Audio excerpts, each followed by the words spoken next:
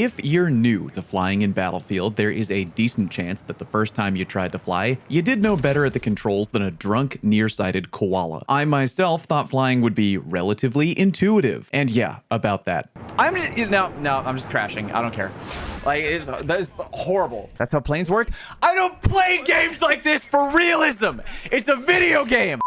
Yeah, turns out it's hard. But while normal people were out doing fun regular fall activities, aka getting drunk on hay rides, carving pumpkins, spending time with loved ones, and watching the New York Jets get clapped, I practiced flying a lot, and I'm happy to report that after the initial frustration, I've learned a ton, which I'm now going to share with you amateur flyers today. This will not be just another video of a streamer sharing their in-game sensitivity and saying things like, "These are the best settings, use these," with zero follow-up explanation on what things actually do, which kind of drives me crazy, by the way. And I will give you my settings at the end of the video if you are curious, but that's not the point. I actually want to explain flying to you and give you specific practice drills to improve, and hopefully you'll get to the point where you can not only fly in an actual match, but win a couple of dogfights too. Let's start with how to practice flying the jet. Go into the community tab in-game and then hit browse servers. You're looking for any server that looks anything like this: helicopter and jet practice. You can also go to search experiences and search for the word practice, and you'll likely find many lobbies that offer the same thing: jet practice or practice flying or whatever. These lobbies are a godsend, and I spent many hours in lobbies just like this one, and I hard recommend you do the same. First things first, let's talk about your controls. I need to mention that I am a mouse and keyboard player, but controller players don't X out of the video. Even though you won't be able to copy my settings at the end of the vid, my goal is still to teach you in a way that you can understand, regardless of input method. Before taking off, the big question you'll have to decide for yourself is, do you want to invert your vertical controls or not? For example, I do not like inverted controls, so when I move my mouse up, my jet goes up, and that is the way I like it. If you prefer inverted, that's fine. It's whatever you're comfortable with. And with that being said, why don't we go over a basic understanding of flying controls. Throttle up and throttle down basically mean go faster or go slower, but I don't want you to worry too much about speed right now. Your first step, and the only thing you should be worried about right now, is flying without immediately crashing into the ground. Yaw right and yaw left basically mean turn the jet to the right slightly and turn the jet to the left slightly. Check it out in game. As I hold down the A key with no other input, my jet slowly turns to the left. And if I hold down the D key with no other input, my jet slowly turns to the right. Again, that is yaw left and yaw right. Now, if you're thinking, that's how you turn? Your jet barely moved at all when you yawed to the left or yawed to the right. And you're totally correct. If you truly want to fly your jet to the left or the right, you need to think about it in terms of not only yawing to the left or the right, but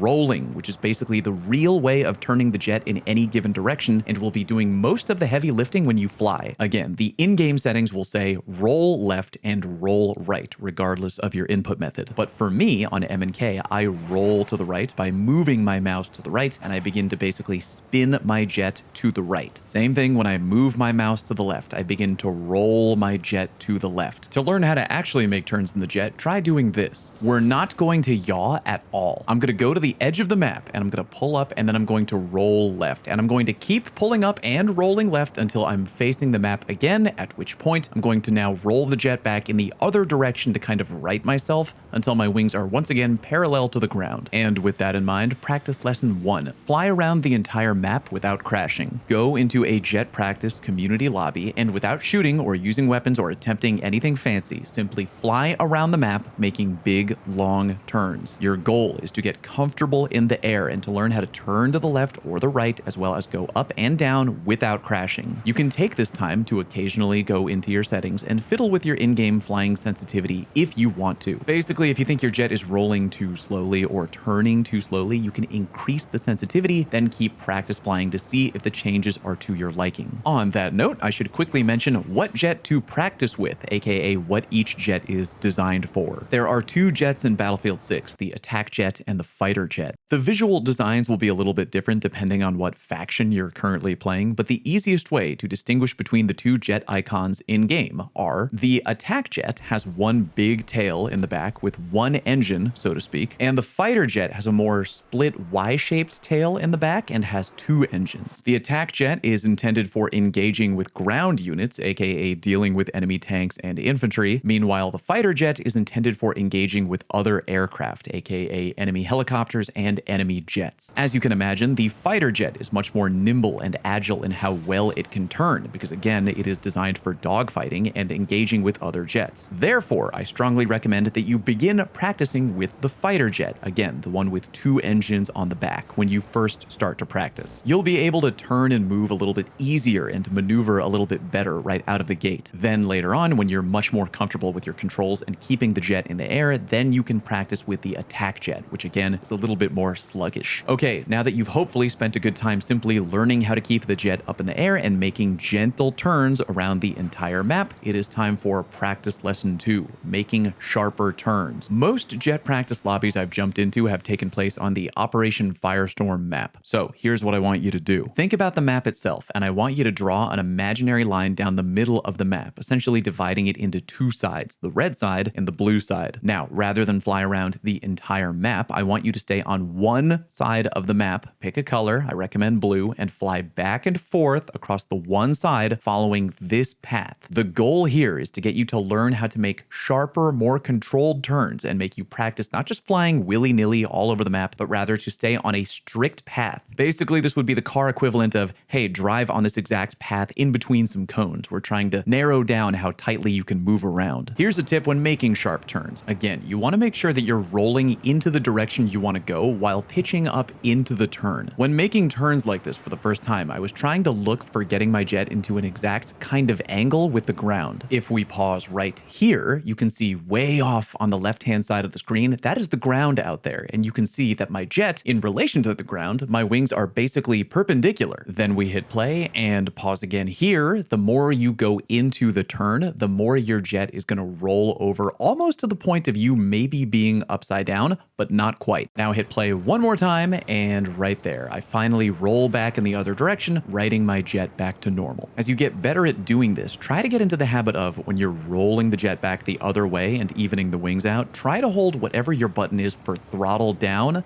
which again, remember, is slowing down the speed of your jet just a little bit towards the final half of the turn. This will take some time, but keep doing it until you can basically patrol one side of the map routinely back and forth without messing up or crossing over to the other side of the map over the invisible line. Again, fiddle with your in-game sensitivity if need be until you're comfortable making these kinds of turns. All right, practice lesson number 3, and maybe my favorite, tail other jets. Hopefully by now you're feeling relatively good at keeping your jet in the air and not hardcore crashing into the ground. Again, if you're in a practice lobby learning to fly, odds are there should be a fair amount of other players in the lobby. When you're up in the air, pick one other player in a jet, either friendly or enemy, doesn't matter, and your job is to just follow them as close as you can and don't let them out of your sight. I'm talking hardcore tailgate that motherfucker like a bad, angry Massachusetts driver on a rainy Sunday. Get right up behind that guy and keep them in your sight right in front of you 24/7. And if you start off and follow someone who might be too good at flying, then maybe feel free to find a more noobish flyer in the air until you start to get more comfortable. At first, you can and should practice doing this in third-person mode. After a while, though, I want you to get into the habit of trying to follow and tailgate that other player while in first-person mode in the cockpit, which on keyboard is the C key. If they bank and take a sharp turn and you find it difficult to keep track of them, feel free to temporarily go back into third-person mode to make relocating them easier. When you've found them again, though, I want you to re-engage in first-person mode and follow them in the cockpit vision as much as you can. The goal of doing this is to get you much more comfortable with repeated sharp turns, but also to get you more comfortable with engaging an enemy jet. As you get better at doing this, try to really make sure that this little circle on your cockpit HUD is right on top of the enemy jet as much as possible. That is because later, when you're in a real actual match and trying to shoot down an enemy player, the little circle indicates where your machine gun bullets are going to go when you pull the trigger. At first, you may find tailgating other jets very hard, even if you were really good at practice lessons 1 and 2. Again, F around with your sensitivity if you need to, but stay with it. If they start to speed up, you speed up. Use the afterburners if you have to, but you want to practice being right on somebody's tail. By the way, here's a weird way to take slightly sharper turns. I don't recommend doing this a ton. I don't do it a lot in games in the moment, but do take note. If you're in the middle of making a turn and during that turn you hit the button for the afterburner, which which normally will give you a good speed boost and ramp up the engine power, you'll actually sort of stall in midair and lose a bit of speed and elevation. And just for a second or two, you'll start to free fall a little bit. Doing that can be scary, but if you're ever in a situation where you need to take a really sharp turn, it's something that you may want to practice doing. I recommend taking a lot of time to practice lesson 3 until you feel really confident at following enemy jets around extremely close. I'd also recommend that you get into the habit every now and then of using the free look camera option to look around, especially behind your own jet. This is because when you're in an actual match, the last thing you want to do is get caught off guard and get shot down by an enemy jet that you didn't even know was back there sniffing your tailpipe for the last 5 minutes. The more comfy you get with using the free camera as you get comfortable flying, the better. When you feel that you've really nailed down the tailgating lesson and you can stay on an enemy jet's backside without them losing you, it is now time for the final lesson. Do it all over again with the attack jet and try to attack imaginary targets on the ground. Again, the attack jet is a little bit more sluggish than the fighter jet, and you want to make sure you get in practice with both. When you get a feel for the attack jet, try to imagine an invisible enemy on the ground and engage with that imaginary target in one of 2 ways. 1, picture a target in a specific location and swoop down, firing your machine gun at that imaginary target, and then pull up and fly away without crashing. And 2, use weapon option 4, aka what the game calls the aim guided missile, which I think is kind of misleading, but whatever,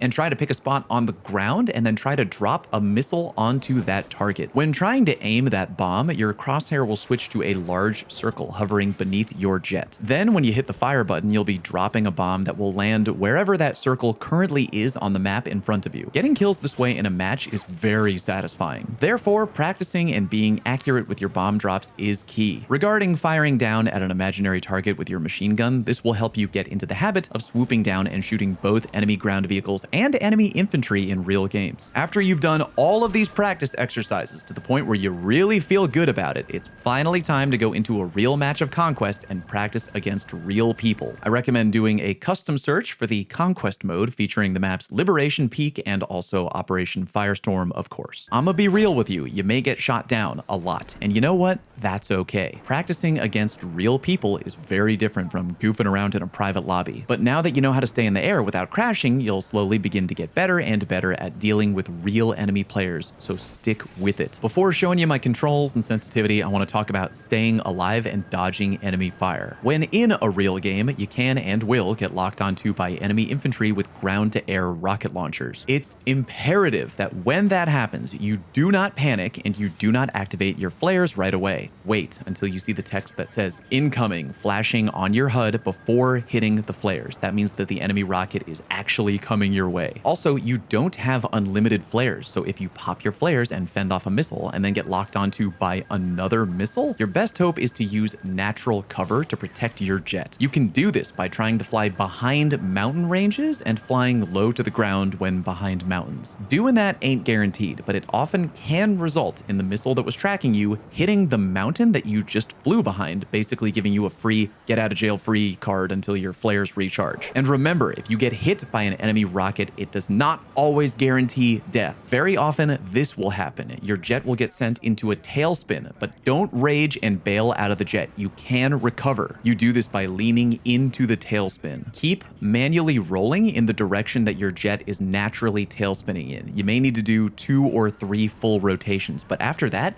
you can actually regain control and keep flying. This definitely will take some practice, and that's why it's important to not bail out the second you get hit. Final random tip. Remember, even though the attack jet is designed to attack the ground and the fighter jet is designed for dogfighting, don't feel you only have to do those things. I've killed enemy infantry with a fighter jet, and I've won dogfights with an attack jet. Anything is possible, baby. All right, on that note, my in-game settings, if you feel like you want to copy them for whatever reason, remember I play on mouse and keyboard, and my mouse DPI is set to 800, but honestly, I may need to increase that a little bit. When I fly, I'm constantly like moving my mouse up on the mouse pad when making turns, but whatever, it works for me. This was a beginner's guide, but if you'd like me to eventually make a more advanced guide to jet flying in Battlefield, I don't know, let me know. I had a lot of fun practicing and improving in the air and would welcome another challenge. If today's video helped you in any way, please hit the like button and leave a comment. It is a huge way to support my channel for free, and remember to swing by the Twitch channel if you ever want to chat. Thank you very much for watching. Peace.